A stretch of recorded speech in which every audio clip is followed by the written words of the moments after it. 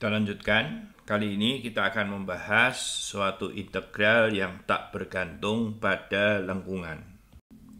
Jadi kita punya integral fz dz terhadap lengkungan gamma, dan misalkan satu gamma ini di titik awal ini adalah saya sebut sebagai Z1, dan di titik akhir saya sebut Z2. Nah, ini gamma. Nah, kita mau mencari syarat pada F agar integral tersebut nilainya tidak bergantung pada gamma. Ya, jadi kalau misalkan kita ambil lagi nanti suatu lengkungan lain, ya, katakanlah ini gamma 1, maka apa syarat F agar integral fz dz gamma 1 ini sama, ya? Apa syaratnya? Apa syarat dari F, ya? Nah, kita lihat sekarang. Kalau saya punya integral fz dz terhadap suatu lengkungan sembarang gamma, kan ini menjadi integral AP, kita kembalikan selalu ke real, ya. Karena di real kita sudah punya teori yang banyak. Gamma T kali gamma aksen T dt gitu. Nah, jadi kembali ke fungsi real. Nah, di fungsi real itu juga kita punya begini, ya. Integral dari katakanlah AB GT, ya, G-nya fungsi real, dt itu akan sama dengan GB min GA dengan turunan dari G itu adalah sama dengan G kecil. Nah, kita akan memanfaatkan ini. Sebagai contoh begini, misalkan F fungsi analitik, ya. Jadi misalkan ada F besar sehingga turunan terhadap kompleksnya F aksen Z itu sama dengan Fz. Nah, jadi kita lihat bahwa, nah, sekarang misalkan saya punya GT itu adalah F gamma T, ya. Z-nya kita ganti dengan gamma T. Maka G aksen T itu adalah F aksen gamma T dengan aturan rantai, ya, gamma aksen T. Dan ini adalah sama dengan Fz gamma T kali gamma aksen T. Nah, kita sudah melihat bahwa integral dari AB G aksen T dt, ya artinya adalah integral AB F gamma T kali gamma aksen T dt, ya, ini adalah kita dahulu adalah GB min GA. Dan bisa kita lihat bahwa GB dan GA itu adalah saya tulis di atas, ini ke atas, ya. GB itu adalah pada saat gamma akhir, ya, gamma B dikurangi F dari gamma A, begitu, ya. Jadi kalau misalkan katakanlah ini gamma T dan ini adalah titik Z1 sebagai gamma A dan ini sebagai Z2 sebagai gamma B, maka ini menjadi Fz2 dikurangi Fz1. Nah, di sini terlihat bahwa nilai fungsi integral ini, ya, integral ini yang pada dasarnya kita tahu hasil dari ini adalah sama dengan yang dahulu di depan tadi, integral f z dz terhadap lintasan gamma. Ya, jadi kalau f-nya itu punya anti turunan, ya, jadi seperti tadi F aksen Z sama dengan Fz. Jadi artinya F-nya punya anti turunan, maka integral ini tidak bergantung pada lengkungan.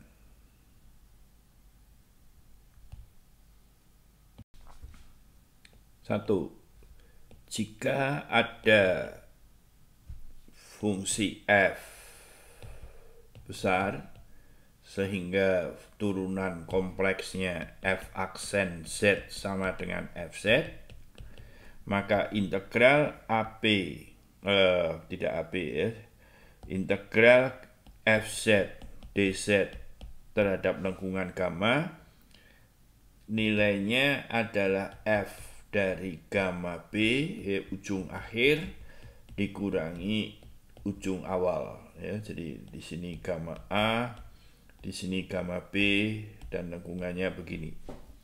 Dan tidak bergantung kepada lengkungannya, pada lengkungan. Nah, yang kedua itu mau membalikkan ya. Jika integral dari katakanlah sembarang titik Z0 ke Z ya, terhadap suatu lengkungan Fz, mungkin jangan Fz, maaf, biar beda variabel, Fw, dw tidak bergantung pada lengkungan,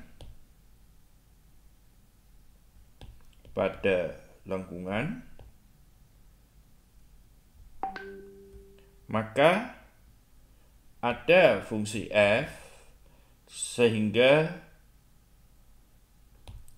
f aksen z itu sama dengan fz ya. Jadi ternyata sifat ini bolak-balik. Nah, yang bagian ini sudah kita buktikan, sekarang kita akan melihat yang ini. Nah, jadi kita punya integral katakanlah dari Z0 sampai Z, Fw dw itu tidak bergantung pada lengkungannya.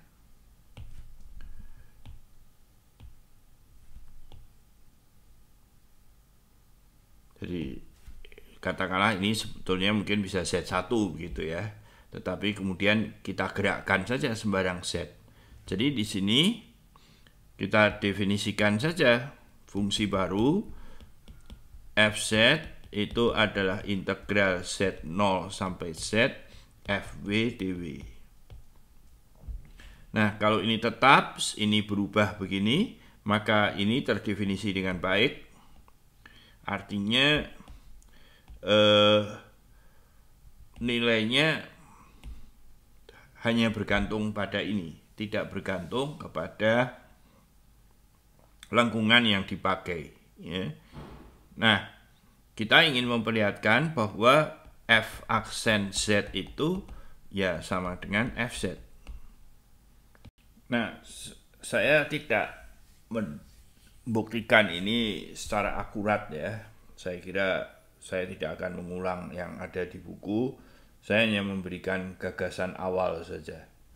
Jadi kalau saya mau menghitung ini, artinya saya harus menghitung limit dari delta z menuju 0 fz plus delta z dikurangi fz dibagi dengan delta z gitu. Nah, ini sama dengan limit dari delta z menuju 0. Ini menjadi sebetulnya adalah integral dari Z0 Z plus delta Z gitu. Ya, Fw dw min integral Z0 Z Fw dw per delta Z. Nah, terus kita lihat bahwa yang atas ini berubah menjadi limit dari delta Z menuju 0 yang atas ini, limit dari delta Z menuju 0 yang atas itu adalah integral bisa dibalik ya, jadi integral ini kan bisa dipecah, jadi Z sampai Z plus delta Z dibagi 1 per delta Z FW dW. Nah ini bisa dibuktikan bahwa ini adalah Fz gitu. Jadi dengan demikian yang tadi itu sudah terbukti. Jadi di sini harus ada syarat bahwa Z-nya itu harus di lingkungan gitu ya, sehingga delta Z yang kita pilih itu selalu bisa dijangkau oleh satu lengkungan kecil gitu ya. Nah, bagian akhir dari video ini adalah bahwa kalau integral dari Z1 sampai Z2 gamma ya, integral Fz dz ini gamma tidak bergantung pada lengkungan,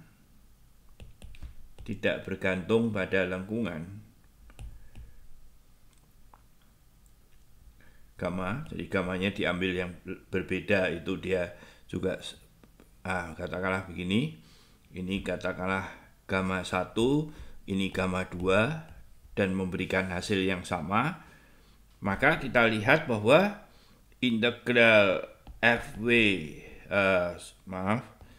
S karena tidak ada keperluannya menggunakan W, ini min gamma 2, jadi berbalik begitu. Itu seperti kita ketahui adalah integral dari Fz dz gamma 2 ya. Jadi kemudian dengan demikian kalau saya punya integral gamma ya terhadap lengkungan yang tertutup begini ya, ini saya menulisnya yang paling bagus sederhana seperti lingkaran, sebetulnya bisa macam-macam, nanti kita lihat di buku ya. Integral Fz dz itu sama dengan 0 jika gammanya adalah lengkungan tertutup. Ya, jadi mudah diterima bahwa dengan demikian integral tertutup itu kan bisa kalau dalam kasus yang di atas ini adalah integral dari gamma 1 Fz dz ditambah sebetulnya min gamma 2 dari Fz dz. Tetapi ini adalah seperti ini dan nilainya dia sama dengan nilai ini, jadi dia sama dengan 0.